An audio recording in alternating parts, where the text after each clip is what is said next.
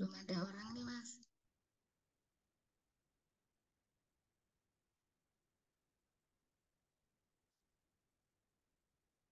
Assalamualaikum.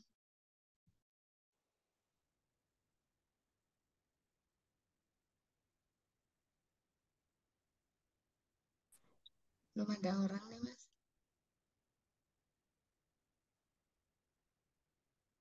Halo. Assalamualaikum warahmatullahi wabarakatuh.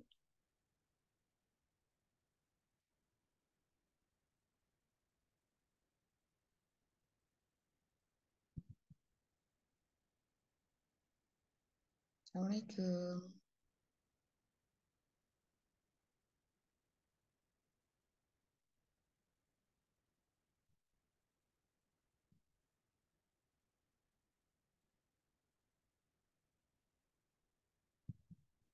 Nah, Waalaikumsalam, Ibu. ini penghuninya berapa nih, Bun? Udah lewat banyak Penghuni. ya, Bu ya. Iya. 8 lewat 22. Kita mulai saja kali ya, Bu ya. Iya, mangga, Bu. Oke. Bismillahirrahmanirrahim. Assalamualaikum warahmatullahi wabarakatuh. Waalaikumsalam warahmatullahi wabarakatuh. Alhamdulillah, alhamdulillah, alhamdulillahirrahmanirrahim. Wassalatu wassalamu ala asrofil mursalin wa ala alihi wa asbihi ajma'in. Amma ba'du. Pertama-tama mari kita panjatkan puji dan syukur kehadirat Allah Subhanahu wa taala. Karena berkat rahmat dan hidayahnya kita semua bisa berjumpa kembali di acara kuliah sahur pagi hari ini. Sudah memasuki hari yang keempat ya, kalau nggak salah.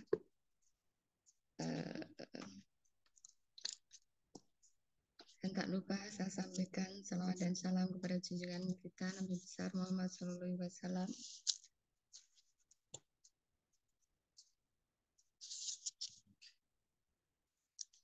Berkat yang telah membawa kita dari alam kegelapan sampai alam yang terang benderang sekarang hari ini. Dan yang terhormat Kosnakoy dan Bunda Dewi dan juga sahabat-sahabat great yang sudah hadir di pagi hari ini dengan acara kuliah sahur. Hari ini yang akan hari keempat ya.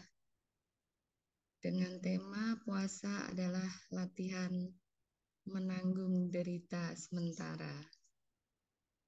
Marilah acara pagi ini kita awali dengan kita buka dengan baca surat Al-Fatihah bersama-sama. Al-Fatihah. A'udzubillahi minasyaitonirrajim. Bismillahirrahmanirrahim. Alhamdulillahirabbil alamin. Ar-Rahmanirrahim. Maliki yaumiddin. Iyyaka na'budu wa iyyaka nasta'in. Ihdinas siratal mustaqim. Siratal ladzina an'amta 'alaihim ghairil maghdubi 'alaihim waladdallin. Amin. Terima kasih sahabat-sahabat Grid yang sudah hadir di pagi hari ini. Acara selanjutnya yaitu literasi yang akan dibawakan mungkin Dr. Yuli boleh bantu. Literasi, Bun. Siap. Bismillahirrahmanirrahim. Terima kasih, Bu. Saya akan mulai literasi. Puasa adalah latihan menanggung derita sementara. Iya, betul. 4 Ramadan. Janganlah kamu berputus asa dari rahmat Allah. Sesungguhnya tiada berputus asa dari rahmat Allah melainkan kaum yang kafir. Surat Yusuf, surat 12 ayat 87. Karun sebuah patung emas murni 24 karat. Semua orang terkagum-kagum dan bangga dengan keluarga ini. Maklum, sebelum keluarga itu mendapatkan emas tersebut, keluarga ini terkenal sangat miskin. Jadi dengan penemuan itu, seluruh keluarga merasakan kebahagiaan yang luar biasa. Dalam sebuah kamar di rumah itu, seorang bapak sedang termenung seperti sedang memikirkan sesuatu. Ternyata, sang bapak ini adalah kepala keluarga dari keluarga miskin ini. Tidak lama kemudian, anak laki-lakinya mendekatinya sambil berkata, "Ayah, mengapa ayah sedih? Bukankah nasib keluarga kita akan berubah?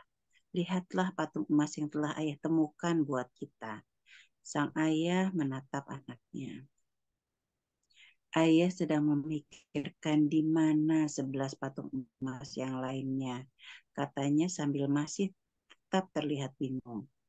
Apa yang saya ingin sampaikan dalam cerita tersebut adalah bahwa dalam bulan puasa ini kita sedang dilatih untuk sementara waktu menanggung derita agar kita bahagia selama-lamanya.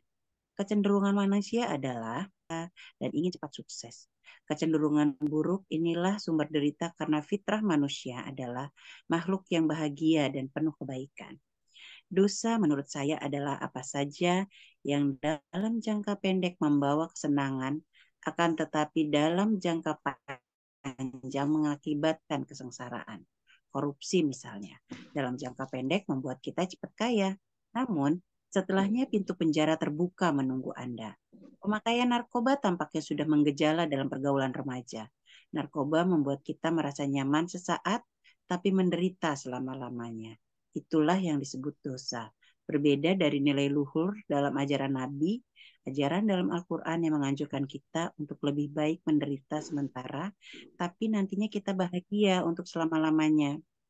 Salah satu hadis Nabi berbunyi, kebajikan itu adalah budi pekerti yang luhur, sementara dosa adalah sesuatu yang terbetik dalam dadamu dan kamu tidak suka orang lain mengetahuinya.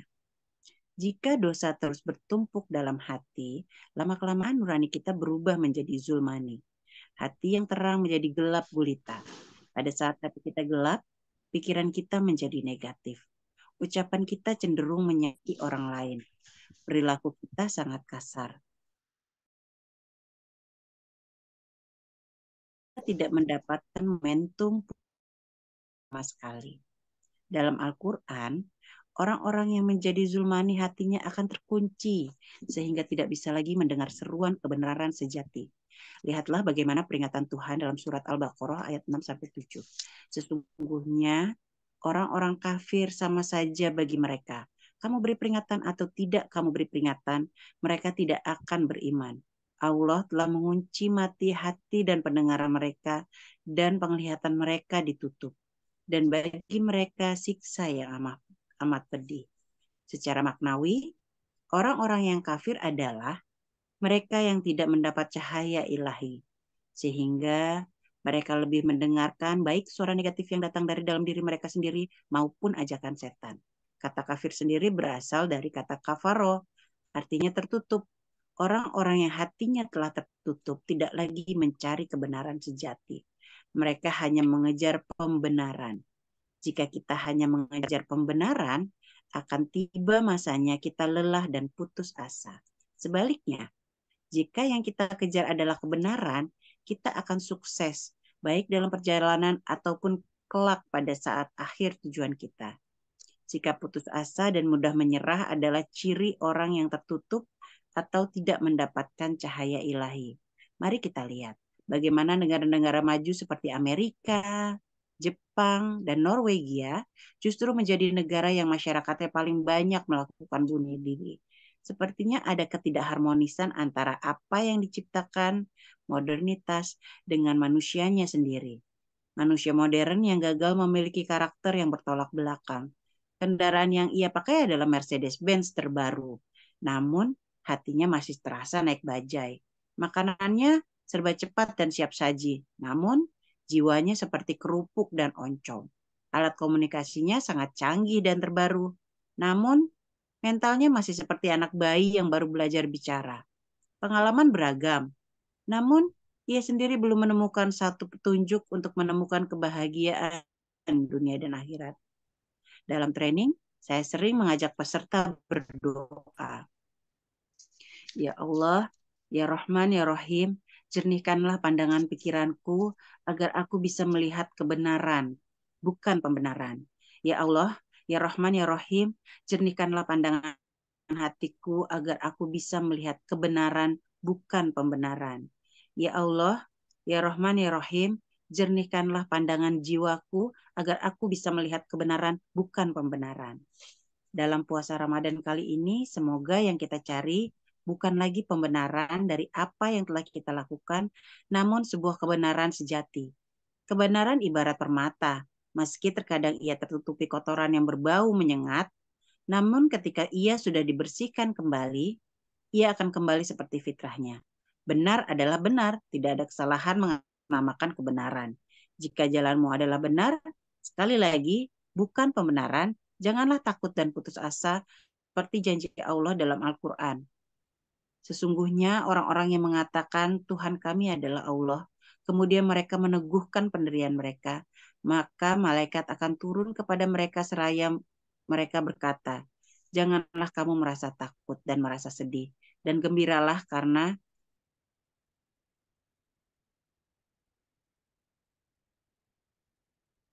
Unmute, Bun. Unmute. begitulah janji Allah untuk kita yang benar-benar meyakininya. Tidak ada janji Allah yang tidak benar.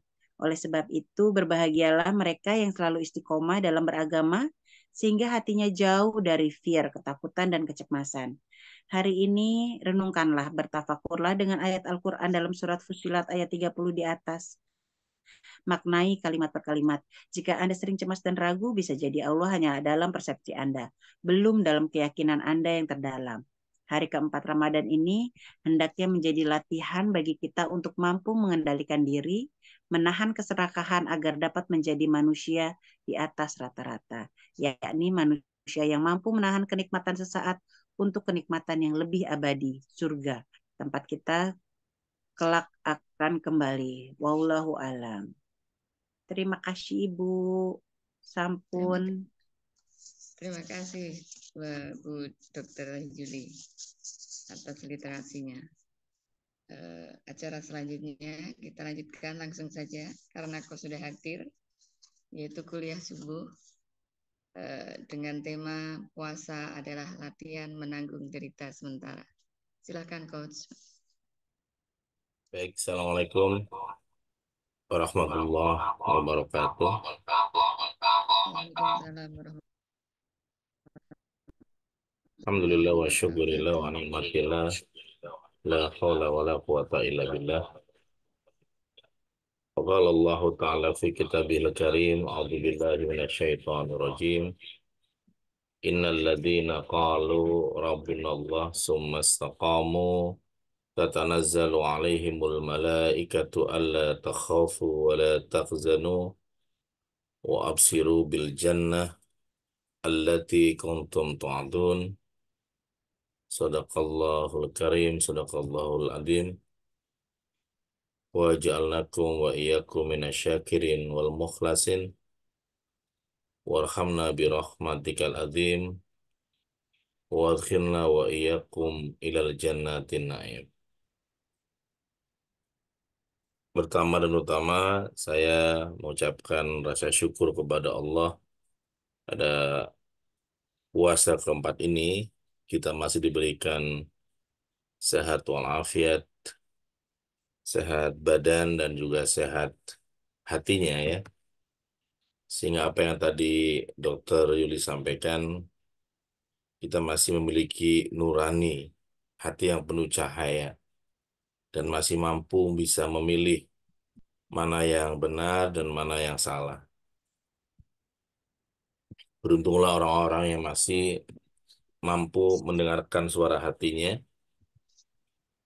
karena di dalam Al-Quran sendiri orang-orang yang telah terkunci hatinya, khatamallahu ala qulubihim wa ala sam'ihim wa ala absarihim, ya, kisah waktu walau adabun adim.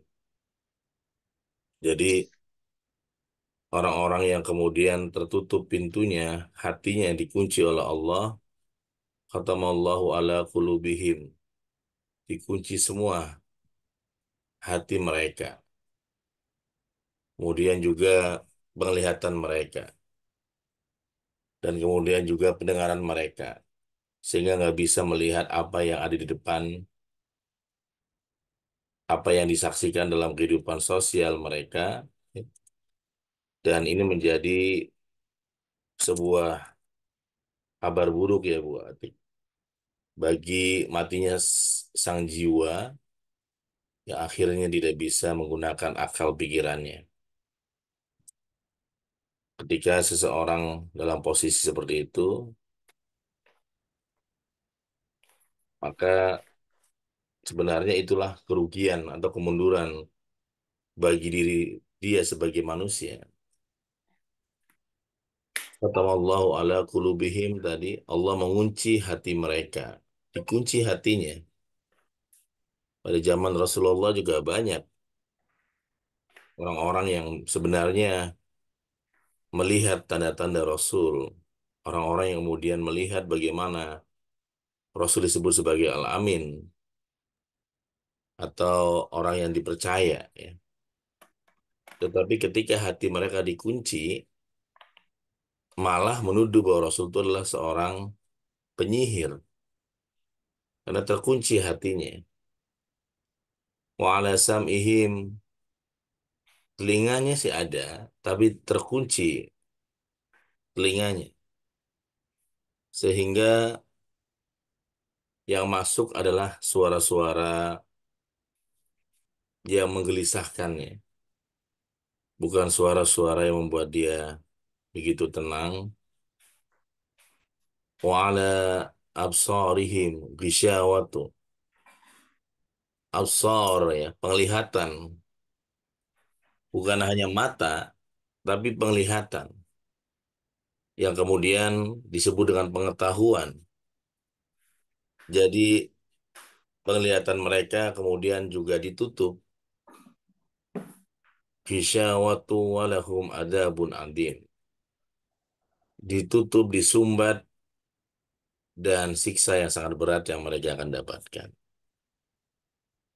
Melatih bagaimana kemudian nurani ini selalu hidup, membutuhkan konsistensi yang kuat, dan salah satu alasan terbaik itu adalah di bulan suci Ramadan. Kita langsung dilatih, disiapkan oleh Allah dengan sungguh-sungguh, dengan semua amalia ibadah puasa Ramadan yang istimewa. Sehingga kita insya Allah menjadi pribadi yang la'allakum tattaqun, la'allakum tashkurun, dan di ayat ketiga dari perintah tentang puasa adalah la'allahum yarsyudun.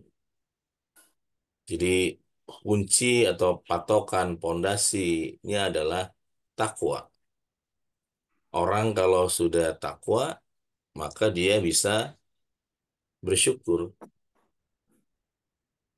Kalau dia nggak ada rasa takwa, nggak ada ketakwaan kepada Allah, syukur itu begitu jauh. Kalau sudah dia bertakwa dan bersyukur, maka insya Allah akan selalu dalam keadaan mendapatkan petunjuk buat la'allahum yarsyudun. Dan pada kesempatan kali ini ya saya mendoakan MC kita ini Bu Atik. Kemudian terima kasih Dokter Yuli yang sudah mengingatkan kita dengan literasi tadi.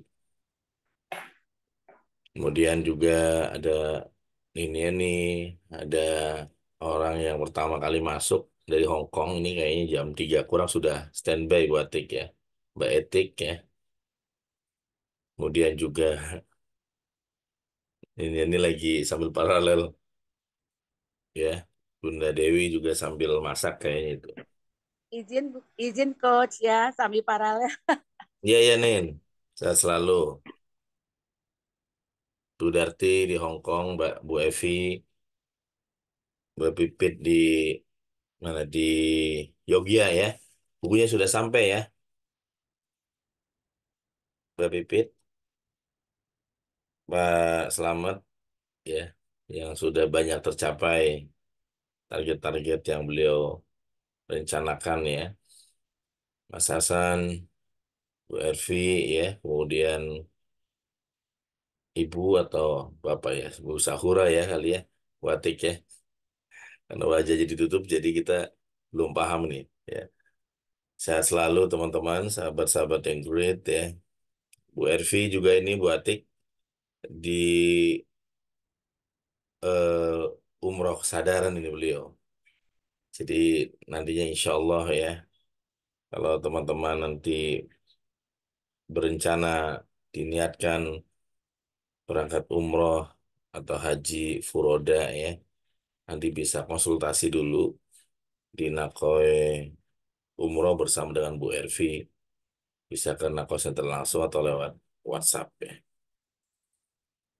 Sahabat-sahabat dirahmati Allah, di dalam buku Awareness of Ramadan tadi yang Dr. Yuli bacakan. Jadi memang sebenarnya manusia itu memiliki 3 proses siklus hidup gitu, Wati. Ada yang namanya paradiso ya. Paradiso itu artinya adalah surga atau kedamaian, keselamatan, ketenangan, keindahan. Disimbolkan dengan Nabi Allah Adam alaihissalam berada di surga dan kemudian karena kelemahan dirinya, karena kesalahan dirinya, Nabi Adam melanggar apa yang Allah larang. Kemudian Nabi Adam diturunkan ke sebuah alam keadaan yang namanya inferno, alam penderitaan. Nah, penderitaan-penderitaan tersebut kemudian dengan kesadaran penuh penyesalan yang luar biasa, Nabi Adam berdoa sepanjang hari, sepanjang malam, sepanjang tahun, ratusan tahun dengan doa yang sangat populer yang yang disampaikan bahkan di musola-musola kampung-kampung ketika menjelang seorang imam akan memimpin sholat ya Rabbana zolamna anfusana wa ilam taghfir lana wa tarhamna lanakunanna minal khasirin. Jadi betapa dirinya Nabi Adam alaihissalam zolim kepada dirinya sendiri sehingga akhirnya mengalami apa yang dialaminya. Para ahli sejarah misalkan mencatat bahwa Siti Hawa atau Ibu Hawa diturunkan di sekitar Jeddah, maka disebutlah dengan namanya Jeddah ya. Jeddah itu artinya nenek. Jeddah menjadi kota Jeddah Watik. Jadi Jeddah itu ada nenek. Jadi kalau Watik di Arab itu kalau dipanggil Jeddah, Jeddah Atik gitu ya. Nenek Atik itu kalau ada kalau di kalau udah sudah punya cucu banyak ya, misalkan. Nah, jadi Jeddah, kota Jeddah atau Jeddah itu artinya nenek moyangnya Ibu Hawa di situ. Maka kalau kita umroh, ya kita diajak, walaupun ada yang bisa masuk, ada yang enggak, minimal melihat makamnya ya Siti Hawa di situ atau Ibu Hawa ya, yang panjang sekali. Ini makamnya itu. Adanya di Jeddah, ada di Jeddah itu, ya betul ya Pak Slamet ya. Jadi apalagi beliau ini udah pembimbing haji ini ya. Jadi Jeddah itu, wah itu adalah ketika kemudian diturunkan di sana dan kemudian ya yang berikutnya adalah Nabi Adam. Nabi Adam ini para ahli mencatat sekitar ya ada yang bilang Nepal, India gitu ya. Di sana sekitar Himalaya itu. Dan kemudian Allah pertemukannya di mana? Antara Nabi Adam dan Ibu Hawa. Allah pertemukannya adalah di ya sebuah tempat yang berada di wilayah Mekah Al-Mukarramah. Apa buktinya?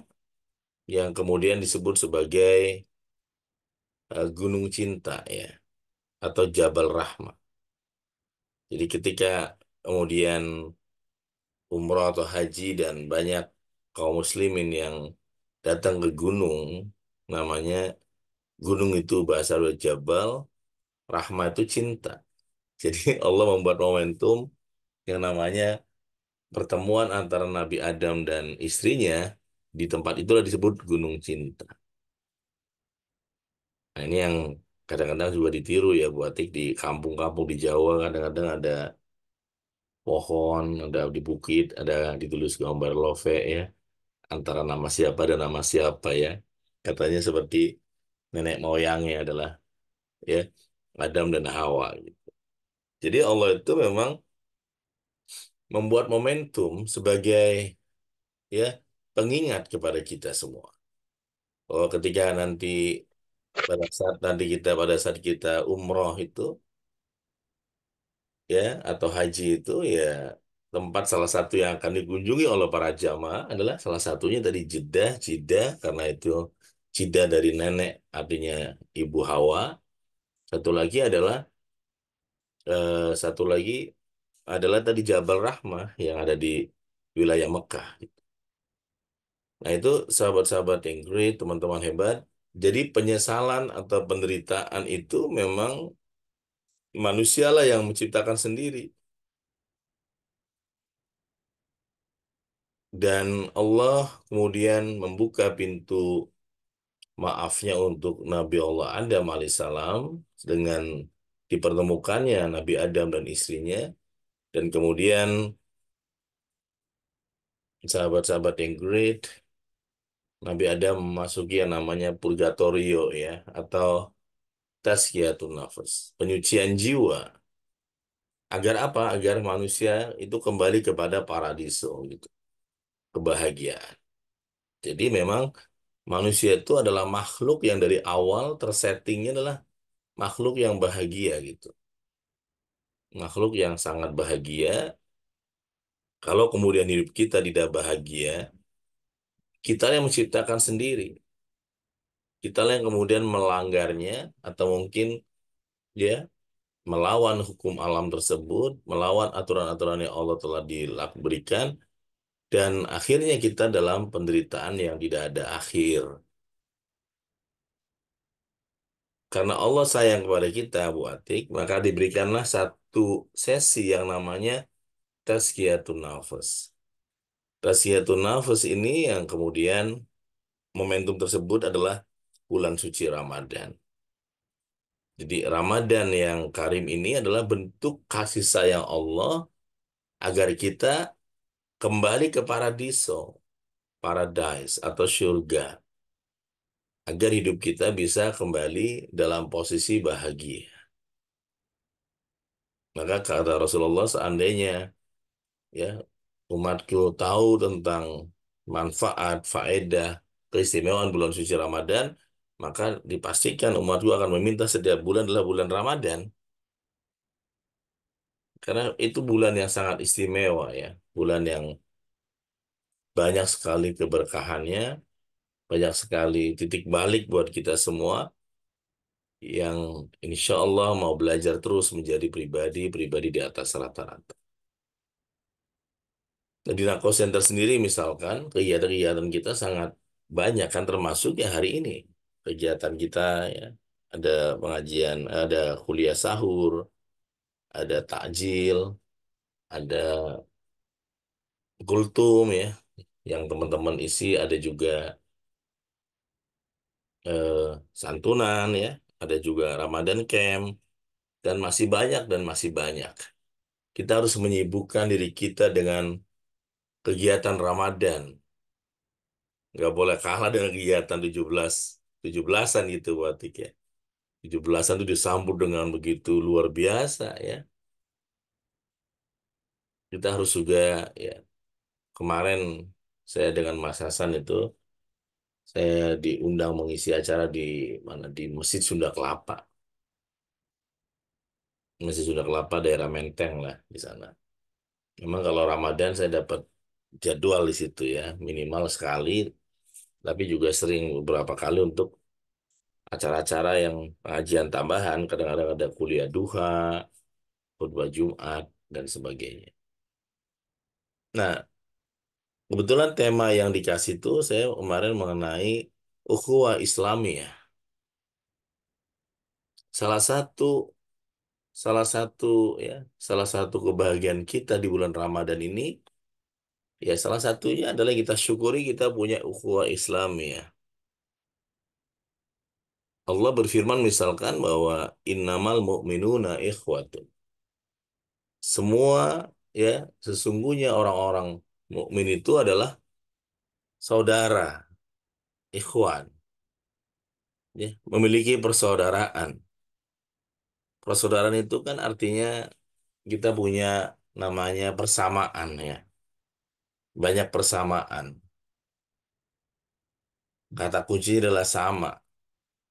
Kita disebut ya Bu Atik dengan Bu Pipit ya. Saudara itu kenapa? Karena punya persamaan. Apa sama-sama ibunya ya, orang tua itu adalah persaudaraan. Nah, ukhuwah Islamiyah itu ternyata adalah sebuah hubungan bukan hanya membatas antara kita sesama muslim, tetapi hubungan sosial, spiritual, rohani, dan itu kemudian Islam begitu baik mengaturnya. Misalnya adalah ada yang namanya ukhuwah ubudiyah. Bagaimana kita ya saling menghormati pemeluk agama lain yang juga meyakini adanya Tuhan sesuai keyakinan mereka masing-masing. Kita pun menghormatinya. Mereka menjalankan ibadah agama masing-masing dengan damai di negeri yang mayoritas Muslim di Indonesia. Pemeluk agama lain misalkan bisa tenang beribadah. Ada yang ke gereja, ke wihara, ada yang ke kul dan sebagainya. Mereka nggak merasa terancam berada di Indonesia ini. Itu adalah ukhuwah Islamiyah. Mereka bisa damai. Di negara-negara lain, seringkali mungkin tidak seperti itu. Bahkan sebaliknya kadang-kadang ketika minoritas atau Islam minoritas itu muncul, seringkali kemudian dijadikan sebagai ya banyak sekali yang di luar dugaan ya. Di Perancis misalkan yang menggunakan jilbab seringkali kadang-kadang diremehkan itu batik ya.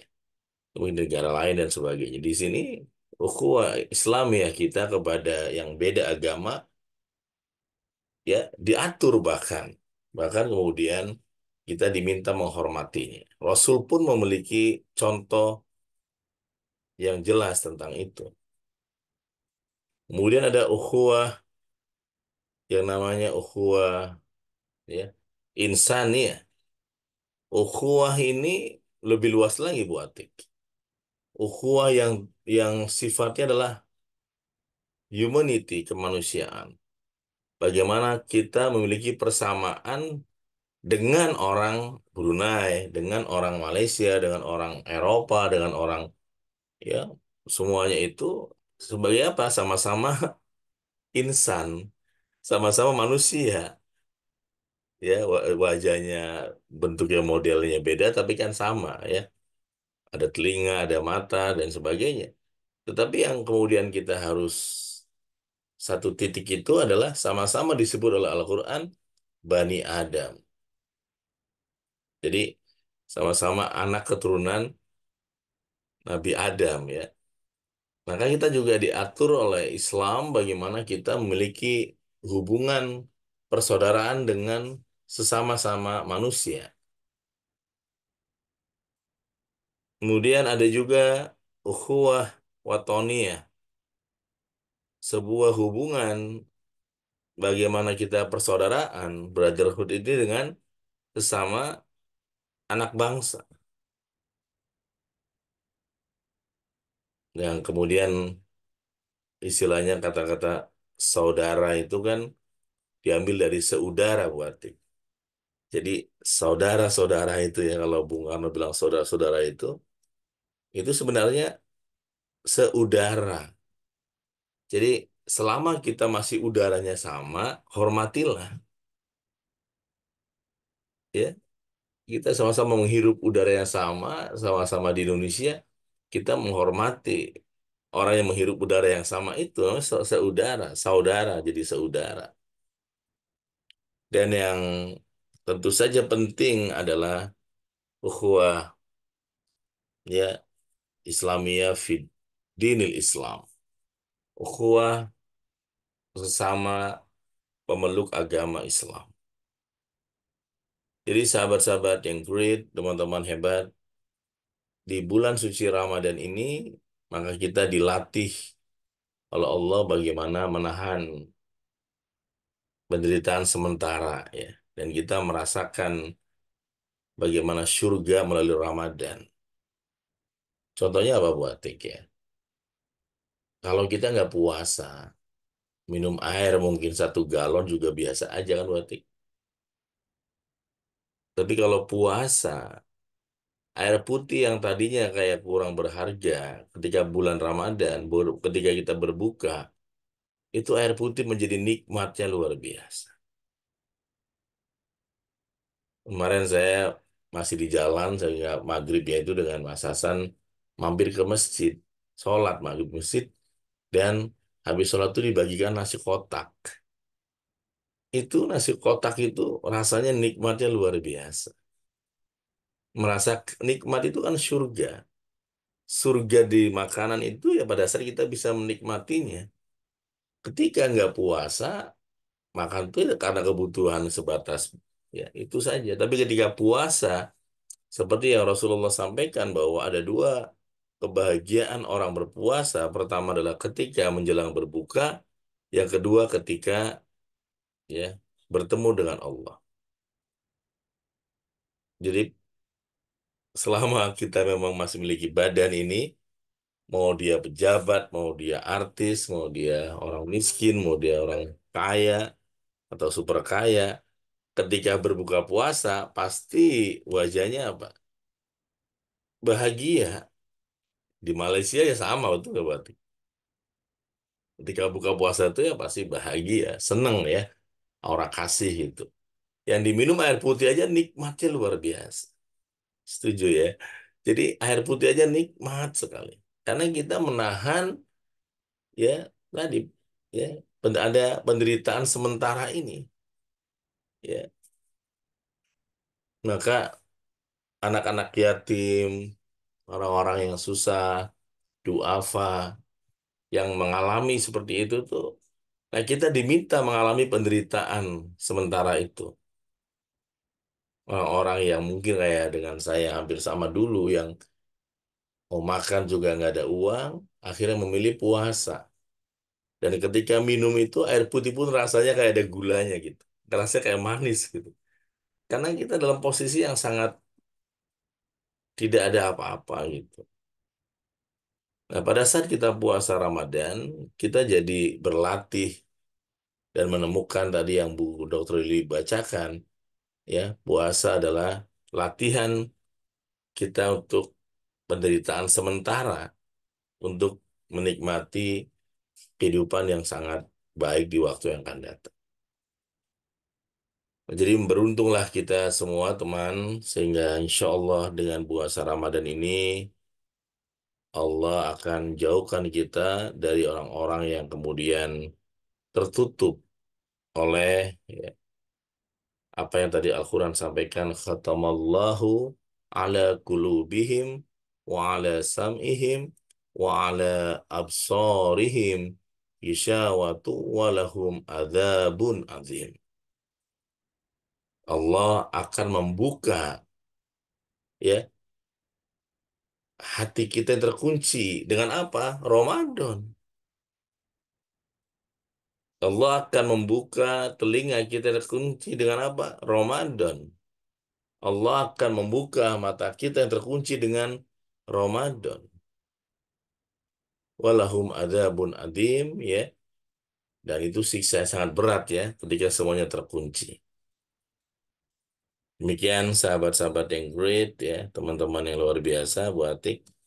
Terima kasih ya yang sudah menjadi MC Kayak menggantikan Bu Anis ini Mas Hasan ya. Ada alumni yang ready ya, teman-teman yang great, sahabat-sahabat hebat ya. Dan kegiatan ini tetap jalan aja Bu Atik ya. Kalau kita sudah niatnya karena Allah itu ya la takhaf wa la tahzan. Nggak ada sedih, nggak ada takut ya. Lagi kayak saya niatnya adalah memang bersyukur kepada Allah atas nikmat yang Allah berikan hari ini. Ya jalan aja ya teman-teman yang great. Jadi tadi Dokter Uli atau Bu Atik atau Bu Etik masih sedikit juga jalan aja ya. Besok dan seterusnya juga sama. Tetap aja jalan ya. Terus aja teman-teman hebat. Karena dari awal kita nggak niat untuk menjadi follower atau jamaah yang banyak atau yang maksimal ya. Ya siapapun yang masuk mungkin rezekinya dia. Yang belum berarti belum rezeki. Rezekinya masih ada yang masih tidur, rezekinya ada yang sudah bangun lagi masak, ya mungkin bukan rezeki ilmunya. Jadi kita doakan saja semoga yang belum bergabung pada hari ini bisa bergabung di esok hari ya teman-teman hebat. Demikian Bu Atik dan teman-teman yang great ya. Niniani, Dokter Yuli, Mbak Etik, ya, Bunda Dewi, kemudian Bu Darti, Bu Evi, Mbak Pipit di Yogya ya, Pak Slamet, Mas Hasan, Bu Ervi dan juga apa SC ya yang bergabung. Insya Allah kita sambung di eh, esok ya Insya Allah. Akhirul kalam. Wassalamualaikum warahmatullahi wabarakatuh.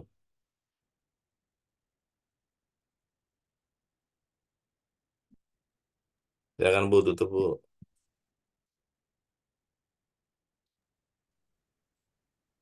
Terima kasih Coach. Dengan tadi kuliah sahur hari ini semoga menambah semangat kita dalam berpuasa hari ini. Selamat berpuasa untuk sahabat-sahabat Grit semuanya. Semoga menambah keimanan kita, ilmu yang kita dapat hari ini. Marilah kita tutup acara ini dengan membaca hamdalah bersama-sama. Alhamdulillahirabbil alamin. Saya sebagai moderator atau MC hari ini masih banyak kekurangan dan kekhilafan. Mohon maaf yang sebesar-besarnya. Wabillahi taufiq wal hidayah. Wassalamualaikum warahmatullahi wabarakatuh. Waalaikumsalam Waalaikumsalam warahmatullahi wabarakatuh. Terima kasih. Terima kasih Gus, terima kasih semuanya. Terima kasih. Selamat bersahur. Selamat sahur, Pak Selamat. Siap, bentar lagi Coach. Ya, sebentar lagi. Iya, iya. Terima Sahur. kasih ya Coach. Terima kasih, Nin. Selamat Terima kasih semuanya. sehat selalu ya. Ya. Terima kasih. Selamat, assalamualaikum. Terima kasih, Coach. Salam. Doanya